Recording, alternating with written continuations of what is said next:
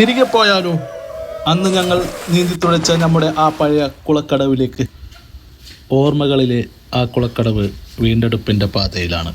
മലിനമായി കിടന്ന നമ്മുടെ പഴയ കുളം വീണ്ടും ജീവൻ വെക്കുകയാണ്. പഴയ തലമുറയുടെ നീന്തൽപ്പാടങ്ങൾ പുതിയ തലമുറകൾക്ക് പകർന്നു നൽകാൻ ഈ കുളം ഇനി മുതൽ നമ്മളെ കൂടെ ഉണ്ടാകും. ബദിയടുക്ക ടൗണിലെ യുവാക്കളുടെ വൈകുന്നേരത്തെ സല്ലാപത്തിൽ നിന്നും തുടങ്ങിയ ഒരു ചെറിയ ചിന്ത, അതാണ് ഇതിന് പിന്നിൽ. പഴയ തലമുറയുടെ നീന്തൽപ്പാടങ്ങൾ പുതിയ തലമുറയ്ക്ക് പകർന്നു നൽകാൻ ഈ കുളം ഇനി മുതൽ കൂടെ ഉണ്ടാകും.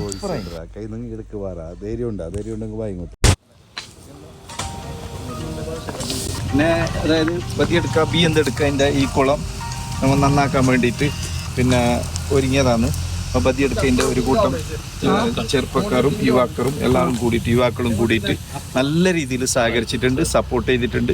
ഒരുപാട് നന്ദിയുണ്ട്. എൻ്റെ വിശാല മനസ്സോടെ ഇതിന് വേണ്ടി സഹകരിച്ച, ഈ കുളത്തിന് വേണ്ടിയിട്ട് സഹകരിച്ച എല്ലാവർക്കും RK റഫീഖിൻ്റെ വകയിൽ നന്ദിയും കടപ്പാടും അറിയും. ഈ കുളം പഴയ പ്രൗഢിയിൽ തന്നെ നിലനിൽക്കട്ടെ.